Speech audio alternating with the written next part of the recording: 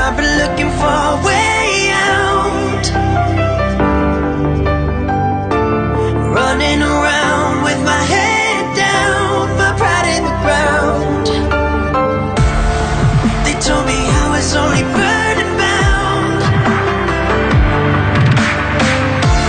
Now I walk the line on the higher ground, my pride in the clouds. While they keep running in circles,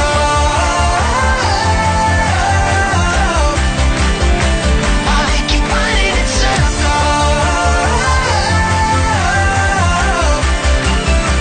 while they keep running in circles.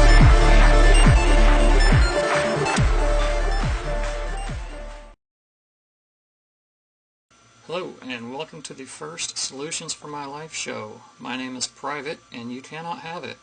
And that's something we all need to get used to saying. Today we're going to be going over the birth certificate authentication process. It's really not that complicated, so let's dive in.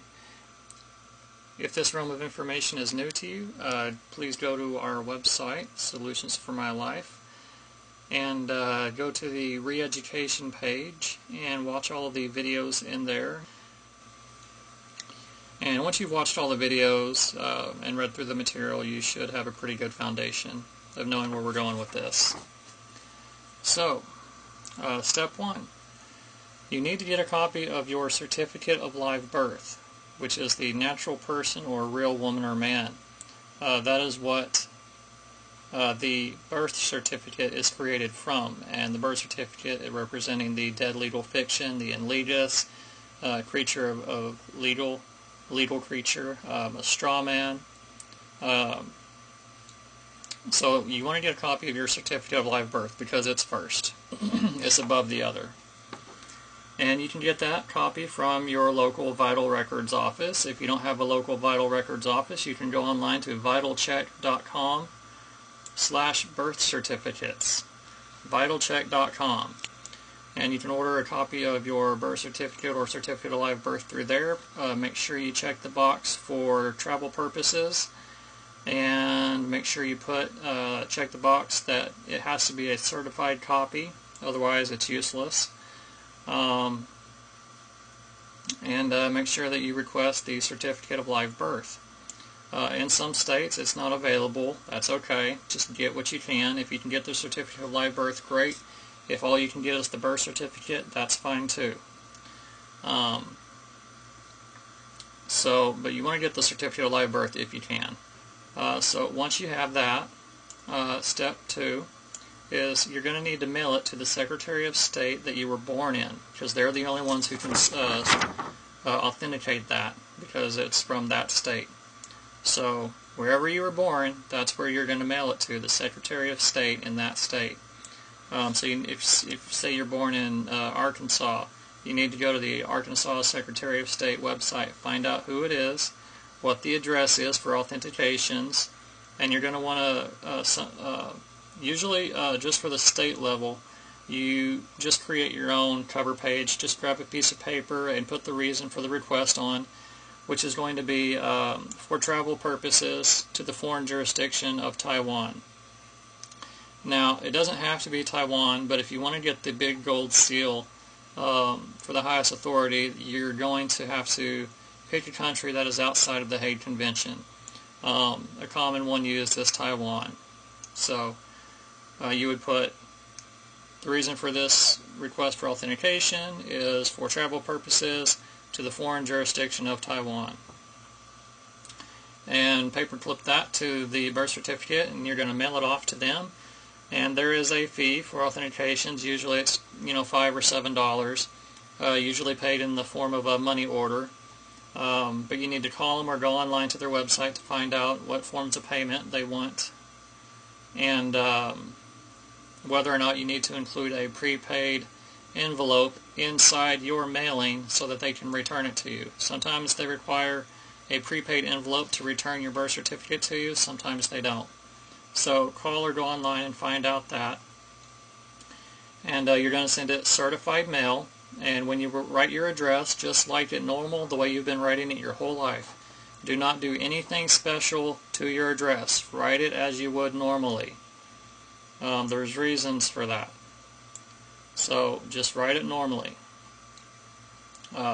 For example, 1234 Example Avenue, whatever your city is, whatever your state is, and put the zip code.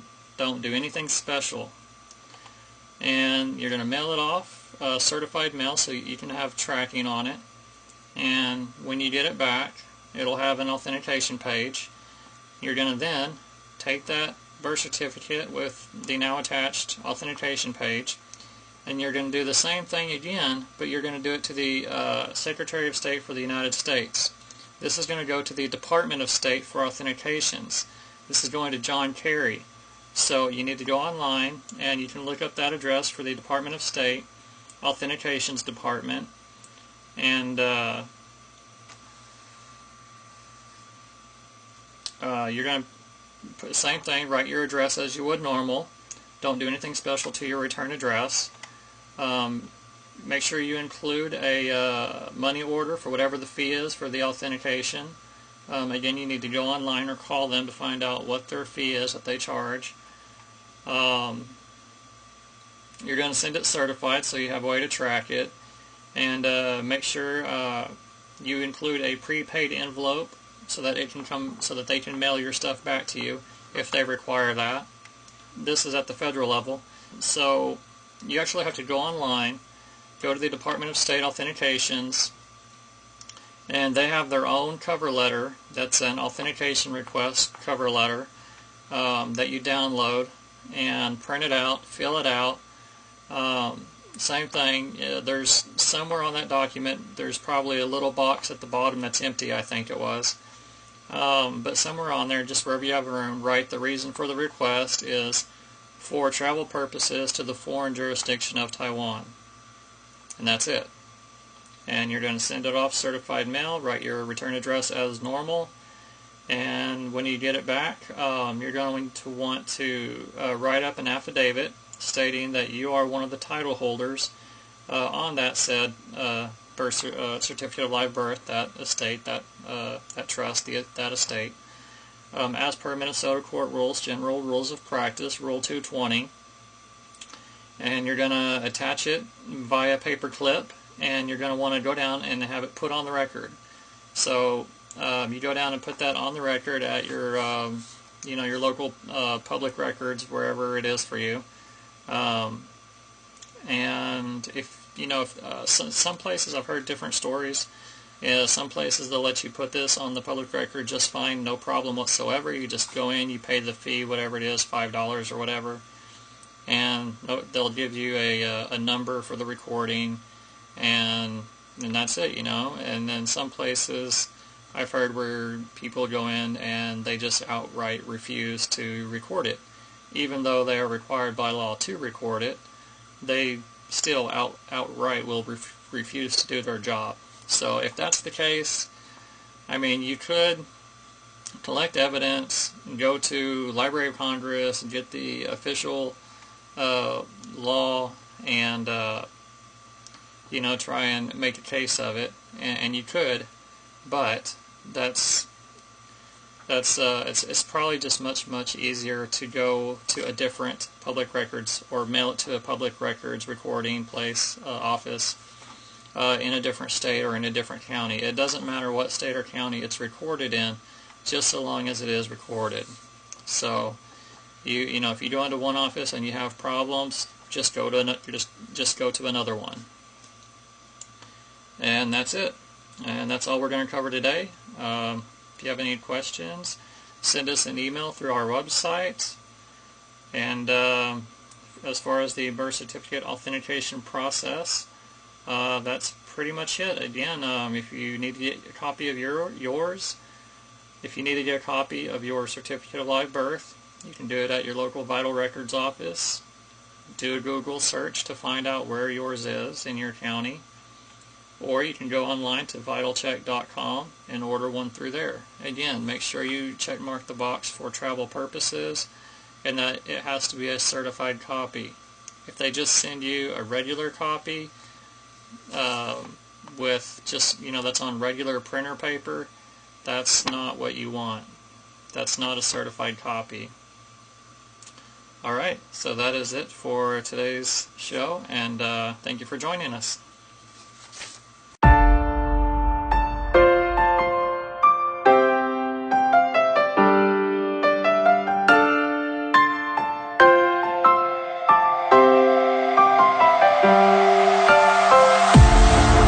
I've been looking for a way